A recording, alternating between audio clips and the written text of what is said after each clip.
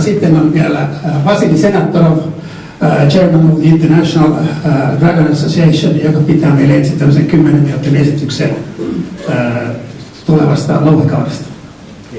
Thank you, Teuvo. Thank you for inviting me to have a small presentation about the Dragon class. I really don't think that somebody doesn't know the Dragon in here, and I believe the majority of the auditorium is in the proper age to sail a Dragon. If you allow just a couple of words about me, I have a long-time relationship to Finland. As a publisher, I used to print the magazines in the 80s here. As the paper merchant, I imported almost 1 million tons from UPM and Stora. And as a sailing coach, I coached the Russian team that battled at the Olympic Games 2012 against the exceptional team of Silvia Lehtinen. So, and now to the Dragon presentation. That is the International Dragon Association, exists since 1961.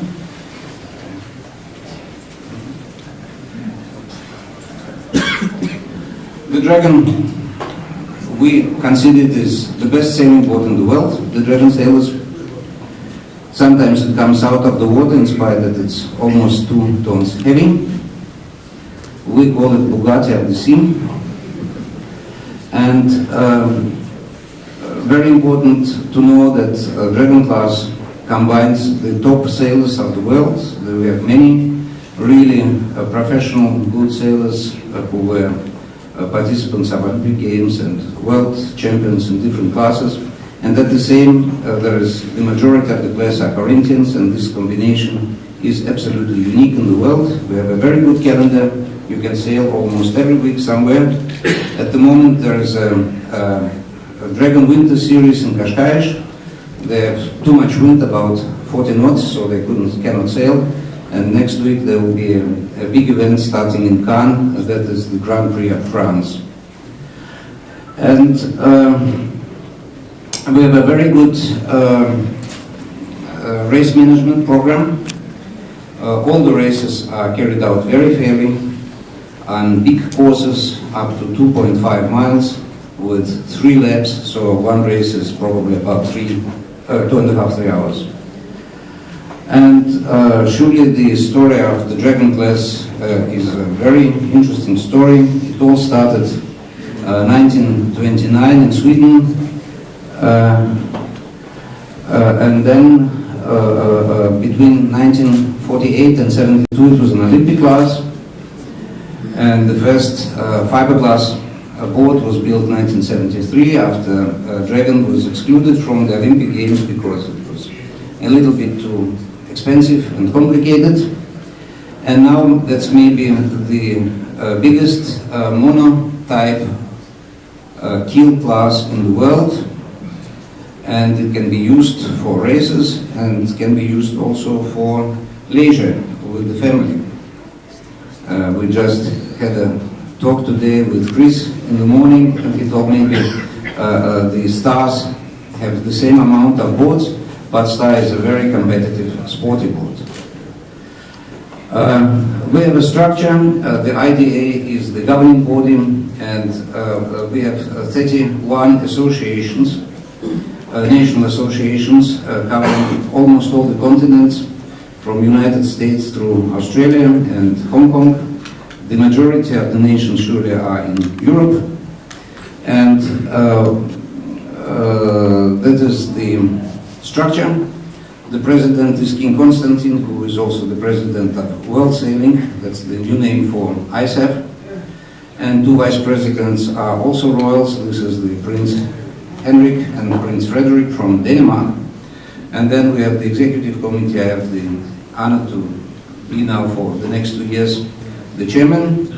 We have 4 vice chairmen and the treasurer. Secretary and sailing coordinators, these are paid positions, and that gives this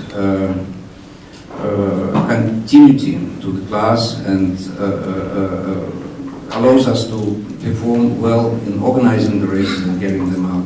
And we have a technical committee with is a chairman and 6 members. Now the chairman of the technical committee is a German guy called Klaus Friedrichs. The major events are the Worlds. It is carried out once in 2 years. The last World Championship was last year in La Rochelle with 80 participants. The European Championship is every year, and the Dragon Gold Cup is also every year. And I would like to present the next European Championship that will be carried out this year in St. Petersburg.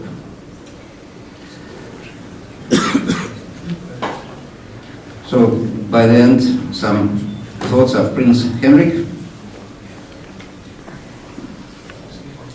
And thank you very much for listening to this short presentation.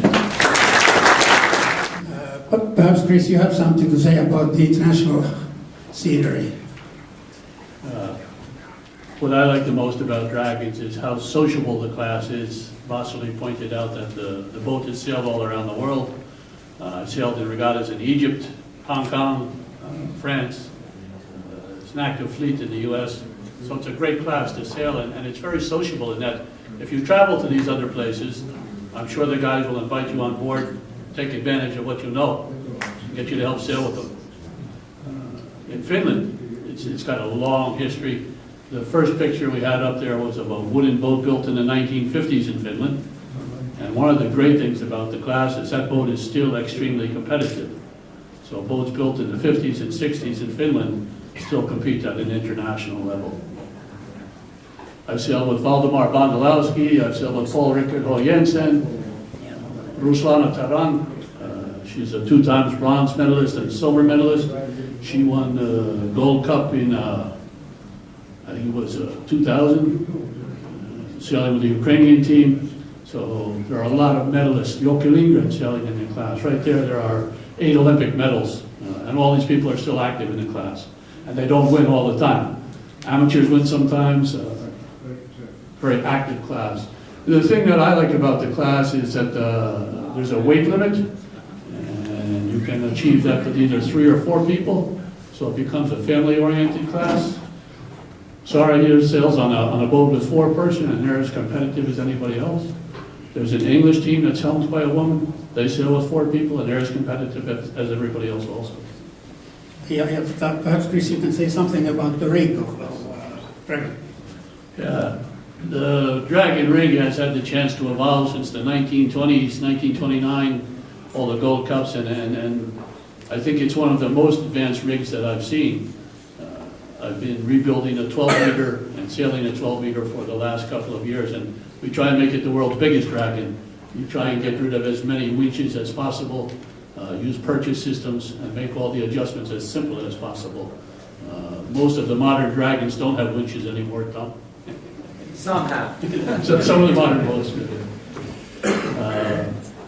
There are about 80 different adjustments you can make on the boat. And people talk about boats going fast, and Dragons never go fast, but you can go a little bit less slow than the other guys if you could. The other thing about the Dragon class is that the boats maintain their value. You know, Tom bought the boat. What year is your boat, Tom? 84. 84, and I imagine you get the same price that you paid for it right now. And there are boats available in Finland all the time. There are 3 used boats on the Finnish website now, and I'm sure that same thing for them. They're boats from the 80s and 90s, and the people get back the money they put into them. And those boats are for sale because people are updating to new boats, with the Gold Cup being in Finland in 2018. So we have the local racing in St. Petersburg next summer. We have a Gold Cup in Denmark. So there's a lot of good racing in Northern Europe. Sailing with the Boreanos, you have been sailing 5 years with the same team. Perhaps you can tell something about your success in South France, for example, and the ski wall. We do well because we've sailed a lot together, and we've learned what makes a Dragon less slow than the other one. We've been working with North sails the whole time, but in Finland we've got Bay sails. They're right up there with the best sails in the world, and the class in Finland has been successful. If you look at the Gold Cup, which is a major event over a 50-year period in the class. Timo Nurmilaukis, Erkki Kolponen, Jari Kramer, they've had a silver medal in the Gold Cup. Henrik Dahlman had a bronze medal in the Gold Cup. Freddie Merkulin had a bronze medal in the Gold Cup. So the Finns have been competitive the whole time. And the Finnish fleet has always been involved in the international dragon class as well. Timo is an ex-chairman of the dragon class. I think we succeed in France because we go there and practice. We go there and sail quite often. Christian Borenius has a boat in Finland and another boat in France. And I think a lot of the competitors that sail there have a second boat or charter boat in France during the winter. It's a year-round calendar. You can sail in France, you can sail in Australia, you can sail in Portugal during the winter, and the Finnish fleet is very active during the summer. When I look around out here, I see a lot of people that I've seen sailing dragons before, and we'd like to get them to come back and sail the dragon in the Gold Cup in 2018.